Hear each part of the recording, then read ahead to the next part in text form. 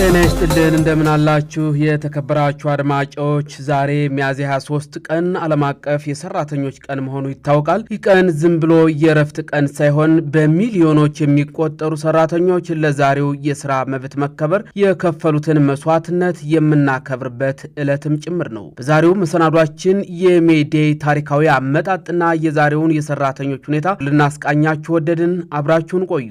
የዓለም አቀፍ የሰራተኞች ቀን ሰራተኛው ለመብቱ ከፍተኛ ትግል ያደረገበት ከሰራተኞች የሥራ ሰዓት ምጣኔ እስከ የሙያ ደህንነትና ጤንነት ጥበቃ ለተገቢው ሥራ ተገቢ ክፍያ እስከ እኩል ክፍያ መተግበር በትግል የተረጋገጠበት በመስዋዕትነትም የጸና በዓል ጭምርም ነው። የኢንዱስትሪ አብዮት በአንድ በኩል ባለሀብቶችንና የኢንዱስትሪ አሰሪዎችን በምርታማነት ተጠቃሚ ያደረገበት፣ በሌላ በኩል ግን ሰራተኛውን ለዘርፈ ብዙ በደልና ብዝበዛ የዳረገበት ክስተት የተፈጠረበት ያ ዘመን እንደነበርም ታሪክ ይነግረናል። ቀደም ባሉ መረጃዎች የኢንዱስትሪ መስፋፋት የቀደመውን የሥራ ባህልና ሁኔታ ቀይሮታልና ሰራተኞች ምቹ ባልሆነ የሥራ ሁኔታ ለሥራውም ተመጣጣኝ ባልሆነ ክፍያ ከ16 እስከ 20 ሰዓታት እንዲሰሩ ማስገደዱ በሰራተኞች ዘንድ ቁጣን ቀስቅሶ እንደነበር ይኸው መረጃ ያሳየናል። እናም በሰሜን አሜሪካ የሚገኙ ላባደሮች ሰራተኛው በደልና ጫና ይቁም የሚል ጥያቄ አነሱ። ጥያቄያቸው ግን ወዲያውኑ ተቀባይነት አላገኘም። እንዲሁም ከአሰሪዎቻቸው ጋር አቃቃራቸው አጣላቸውም ጭምር እንጂ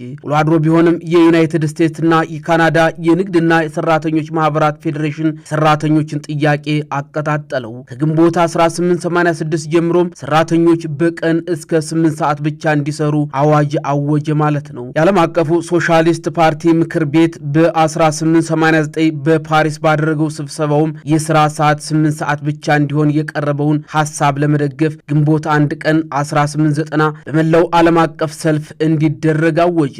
ለዚህ ደግሞ የቀረቡ የሰራተኛውን ጥቅም የሚያስከብሩ ሐሳቦች ከአሰሪውና ከመንግስትም ሳይቀር ተቃውሞ ማስከተላቸው በምክንያትነት ይጠቀሳሉ። በተለይም የሄይማርኬት ሁከት በመባል በሚታወቀው በቺካጎ እንደ አውሮፓ አቆጣጠር የሜይ 1 1886 የሥራ ማቆም እርምጃ በርካታ ሰራተኞች በፖሊሶች በመገደላቸውና የአድማ አነሳሽ የተባሉ መሪዎችን በስቅላት በመቀጣታቸው ለተቃውሞ በወጡ ሰልፈኞች ላይ የደረሰው ጥቃት በመላው ዓለም ቁጣንና እምቢተኝነትንም ቀሰቀሰ። ተከታትሎም ጉዳዩ ጎመራ። እንደ አውሮፓ አቆጣጠር በ1889 ፓሪስ ላይ የተጠራው ሁለተኛው የሰራተኞች ህብረት መስራች ጉባኤ ሜይ 1 እንደ አውሮፓውያኑ አቆጣጠር ከ1890 ጀምሮ የሰራተኞች ቀን ሜዴይ በዓለም አቀፍ ደረጃ እንዲከበር ውሳኔ አስተላለፈ። በትግል የጸናው የሰራተኛው የመብትና የጥቅም ጥያቄ ተቀባይነትን አግኝቶ የሥራ ሰዓት 8 ሰዓት እንዲሆንም አድርጓል። ቅዳሜም የረፍት ቀን ሆኗል።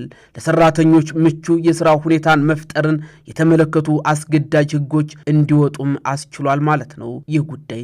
በዚህ መሰረትም ሚያዝያ 23 ቀን በአውሮፓውያኑ የቀን አቆጣጠር ደግሞ ግንቦት 1 ቀን የዓለም የሰራተኞች ቀን እየተባለ ለሰራተኞች መብት ህይወታቸውን የከፈሉ ሰዎችም ይታሰቡበታል ማለት ነው። የሰራተኞች መብትና ጥቅም እንዲከበርም የትግል መነሻነቱም ይዘከርበታል። ለወደፊትም ለሰራተኞች መብትና ጥቅም መታገያ የትግል መስመር ሆኖም በየዓመቱ እየተከበረ ይገኛል።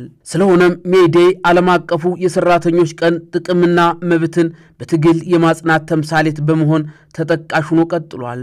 ወደ ሀገራችን ስንመጣም የሰራተኞች ቀን በይፋ መከበር የጀመረው በ1950ዎቹ አጋማሽ አካባቢ እንደሆነም ታሪክ ይነግረናል። በተለይም በ1966ቱ አብዮት ዋዜማ ሰራተኞች ለደሞዝ ጭማሪና ለተሻለ የሥራ ዋስትና ያደረጉት ተጋድሎም የሀገሪቱን የፖለቲካ አቅጣጫ በመቀየር ረገድም ትልቅ ድርሻ እንደነበረው ይነገራል። ዛሬ ላይም የኢትዮጵያ ሰራተኞች ማህበራት ኮንፌዴሬሽን ኢሰማኮ ቀኑን በተለያዩ ዝግጅቶች እያከበረም ቀጥሏል ማለት ይቻላል። ሜዴይ በኢትዮጵያም ለሰራተኛው ጥቅምና የመብት መከበር ትልቅ ድርሻ እንዳለውም የገለጸው የኢትዮጵያ ሰራተኞች ማህበራት ኮንፌዴሬሽን በ2014 ዓ.ም በዓሉን አስመልክቶ በሰጠው ጋዜጣዊ መግለጫ የሜዴይ መከበር ዋና ዓላማ ለሰራተኞች መብትና ጥቅም መከበር መስዋዕት የሆኑ ቀደምት ሰራተኞችን በመዘከር ለቀጣይ የሰራተኛውን የትግል አንድነት ቃል ኪዳን ለማደስም ጭምር ይከበራል ሲሉም በወቅቱ አብራርተው እንደነበርም ይኸው መረጃ ይነግረናል። ሜዴይ ኢትዮጵያን ጨምሮ በዓለማችን ከ60 በላይ ሀገራት ብሔራዊ በዓል አድርገውም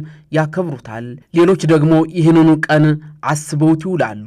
ክቡራትና ክቡራን አድማጭ ተመልካቾቻችን የዛሬውን መሰናዷችን በዚህ ይጠናቀቃል። ይታወቃል። ዛሬ ሚያዝያ 23 ቀንን ወይም ሜይ 1ን ስናከብር ታሪክን ወደ ኋላ መለስ ብለን እንድንመለከት ብቻም ሳይሆን ወደፊትም እንድንማርበት ጭምር ነው። ይህ ቀን በየፋብሪካው፣ በየቢሮው፣ በየእርሻውና በየአውራ ጎዳናው ለሚፋለመው ሰራተኛ የሚሰጥ እውቅና ብቻ አይደለም። ይልቁንም የሰው ልጅ ክብርና ላብ የሚመጥነውን ዋጋ እንዲያገኝ የተደረገ የትውልዶች ትግል ውጤትም ጭምር እንጂ። ያለ ሰራተኛው ተሳትፎ ህንፃዎች አይቆሙም፣ ከተሞችም እንዲሁ አይገነቡም፣ ህይወትም ወደፊት አትራመድም። በመሆኑም ሰራተኛው የኢኮኖሚ ምሰሶ ብቻም ሳይሆን የሀገር ህልውናም ጭምር ነው። ዛሬ ቀኑን ስናከብር ወይም ቀኑን ስናስብ መብትን ከግዴታ ጋር አጣምረን የላብን ዋጋ ከክብር ጋር አቆራይተን ሊሆን ይገባል። እያንዳንዱ የጥበብ ስራ፣ እያንዳንዱ የልማት እርምጃና እያንዳንዱ የፈጠራ ውጤትም በስተጀርባው የሰራተኛው ብርቱ ክንድና ትጋትም ጭምር አለበት። ለዓለም ውበትን ለምትሰጡ ለሰው ልጆች ሁሉ የምቾት ምንጭ ለሆናችሁና በላባችሁ ዓለምን ለምታድሱ ሰራተኞች ሁሉ እንኳን ለዓለም አቀፍ የሰራተኞች ቀን አደረሳችሁ የሚለው የዕለቱ መልእክታችን ነው። ኢትዮጵያ በልጆቿ ጥረትና ታላቅ የሥራ ባህል ከፍ ብላ እንድትቀጥልም ምኞታችን ነው። ሰላም ጊዜ